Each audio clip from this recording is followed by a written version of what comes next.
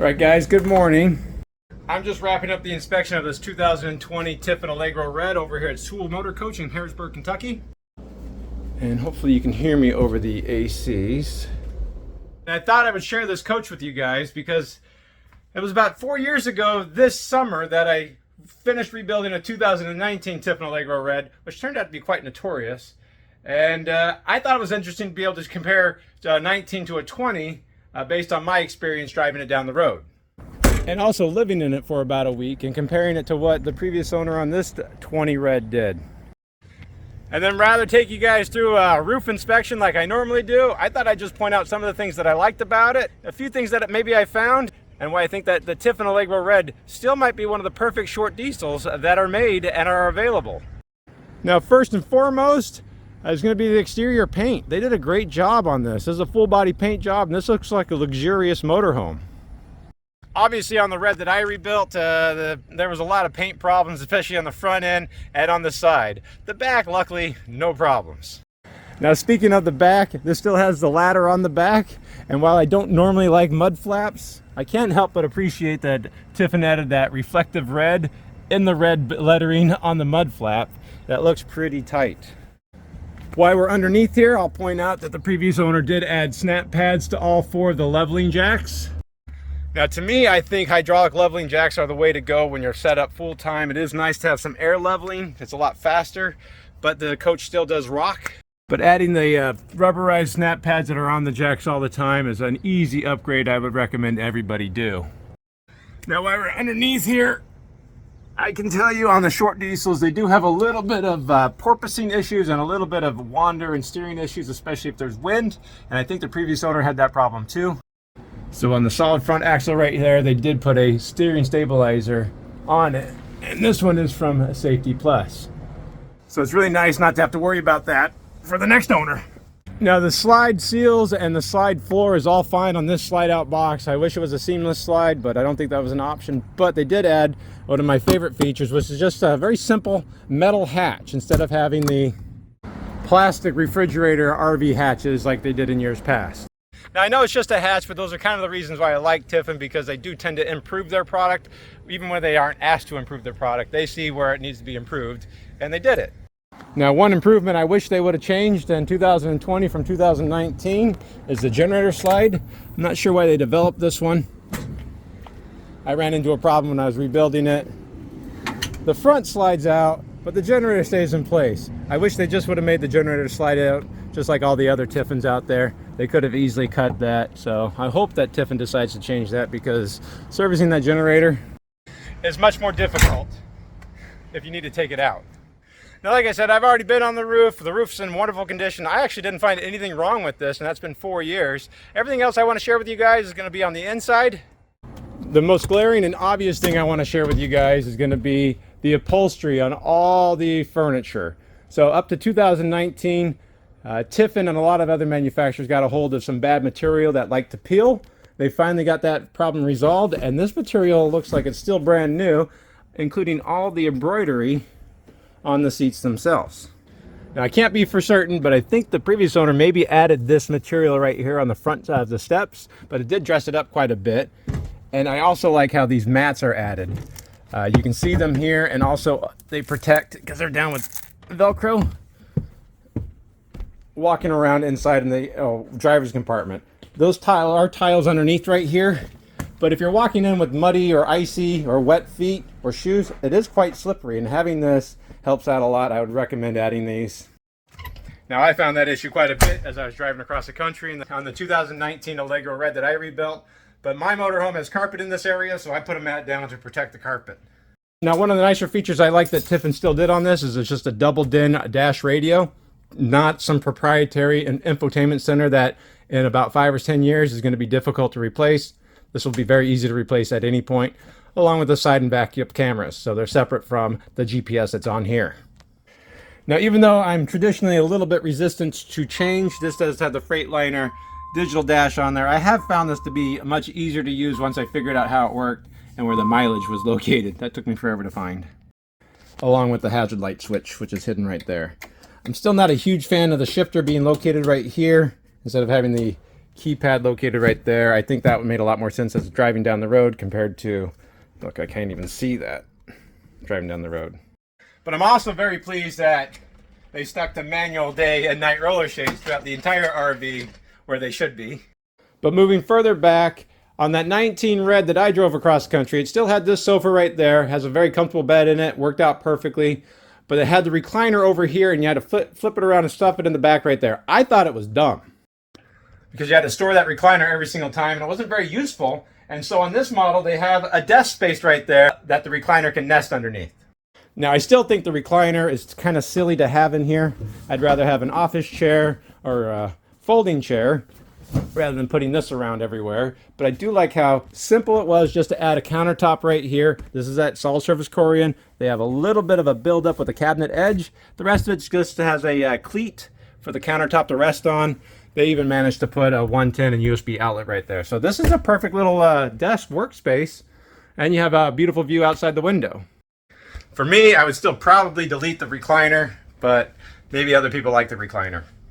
What's also really nice about having this countertop space right there is now you have a place to put your drink or whatever you have in your hands when you're sitting on the sofa. I just still wish RV manufacturers understood that over here. So there should be a cup holder ledge over here on this side of the fascia. That should be something simple, because difficult would it really be just to get a piece of this material right there and screw it onto the front with a ledge, just like over there. By far my favorite change from the 2019 that I drove to this 2020 is going to be the Dinette here. The one that I drove had the upholstered booths that are very uncomfortable. The upholstery was peeling on it, and it has that collapsible tabletop that always wiggles and jiggles, and it's very, very bad table. It's a bad table design. Whereas this is what you'd find on a luxury Class A motorhome, and this feels very luxurious. So even though you have a work center over on the other side, this still has a pull-out computer desk here. And down below, we call it a printer tray, but I don't know if a printer's going to fit in there. Now there are folding chairs underneath the bed, so you can actually sit 4 here, unlike the booth that can really only sit 2 people, maybe 3 people if one of them's a child. Something I didn't like, and I still don't like, is this USB to nowhere. I don't know what their plan was. If they would put the USB right there, you could at least set a phone or device right there. But from this point, there's nowhere to set anything. It doesn't make a lot of sense to me. If anything, this is a lot more convenient because you can actually set your phone right next to the passenger seat right there. There's no ledge. Maybe if there was a ledge right there, that would make sense. So hopefully, Tiffin is taking notes. But strangely enough, for all my complaining about not having a ledge space, they added this collapsible ledge space right in the hallway, and that works out perfectly. So when you need to load anything into the refrigerator here, or into the freezer down below, or even the adjustable pantry in here, that's a very useful found space and a nice addition to countertop extension right here, rather than having this pull-out section that most diesel pushers end up having to add more countertop space. Now this pull-up USB and 110 outlet, that was well thought out, and this is glass tile on the backsplash here, and unlike my Red, this is a manual roller shade. On the one that I drove across country, you had to come clear over here to the multiplex screen, and then right in the middle was going to be the power button for the shade. But this does have aqua hot hydronic heating on it too. That's a huge upgrade that I wouldn't have thought, and I really like the cabinetry in this Red compared to the one that I drove across country. Now, I recently just did an inspection on a 2019 Phaeton, and I said, you got to look for loose paneling in Tiffins, and we got some loose paneling in Tiffin, so I did make a note of that for Doug. I do like that this 2020 is an all-electric model, so you have a residential refrigerator, an aqua hot for both hot water and hydronic heating for forced air heat, but you also get a 2-burner induction stove top. These are very easy to cook on, and they cook very quickly. You just have to make sure you have the correct cookware. It usually needs to have iron in the cookware itself. Now, not everything is perfect. Tiffin still didn't figure out that when you put a bench seat, that they shouldn't put a faucet that's going to jam in your back. Maybe they could have put it higher over here, somewhere different, a completely different style. But I still do like that exclusive Tiffin cover. Now, I'm still doubtful about the usefulness of a window right in front of the toilet, but I do like that they added, this is a residential size gravity toilet instead of the shorter one. So this was a little bit more useful, and there's more than enough space for that.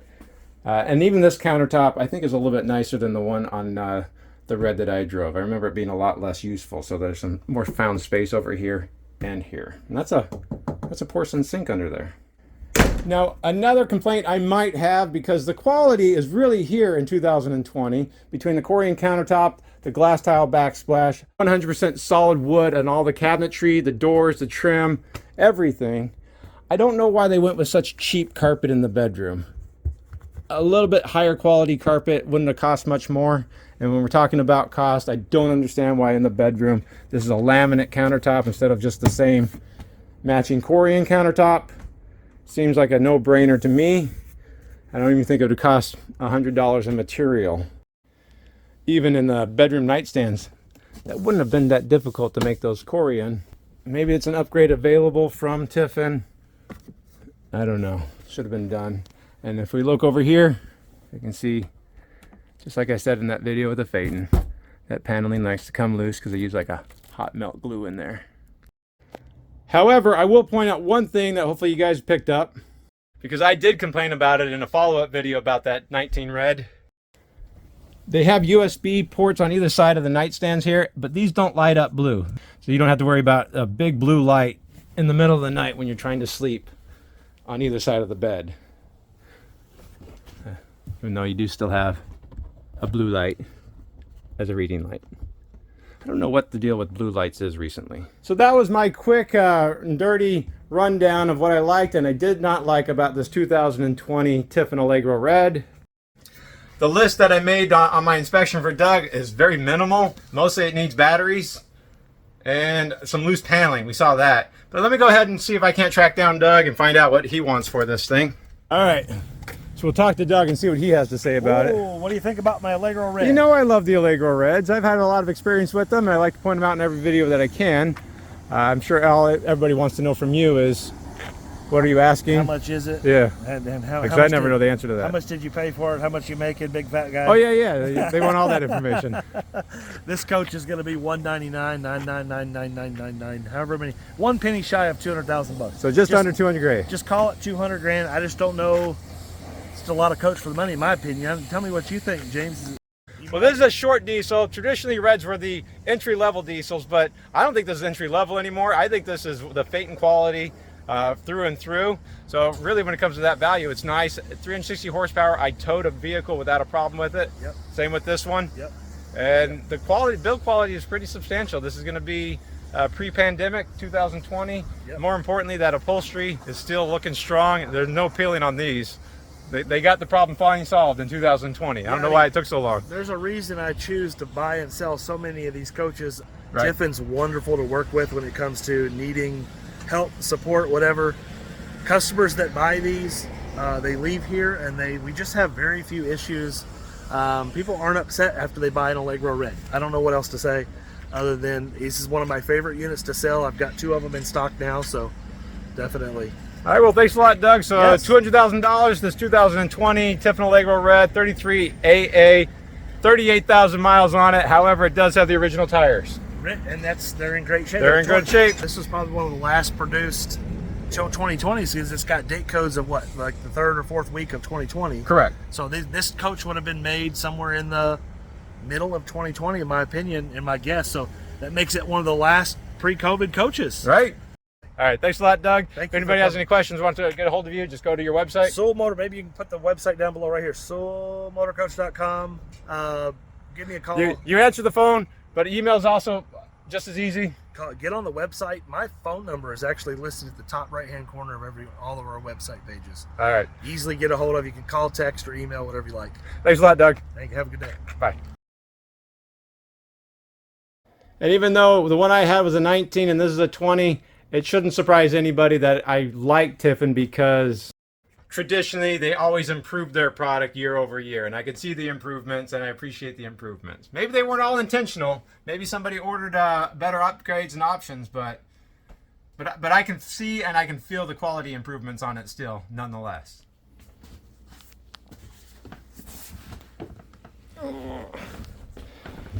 But you guys can see how easy it would be to add a countertop if you wanted to add one in your red that doesn't have one. Maybe $20 in parts if you find a building supply house that sells old countertops. So simple. I mean, the open road's still pretty nice though. The open road is a great unit. It's tied. We're pretty close tied between our best sellers of the open road gas units because of affordability. The red, I think we've sold, I counted it up the other day, it was like 80 something Allegro Reds we sold in the last 5 years.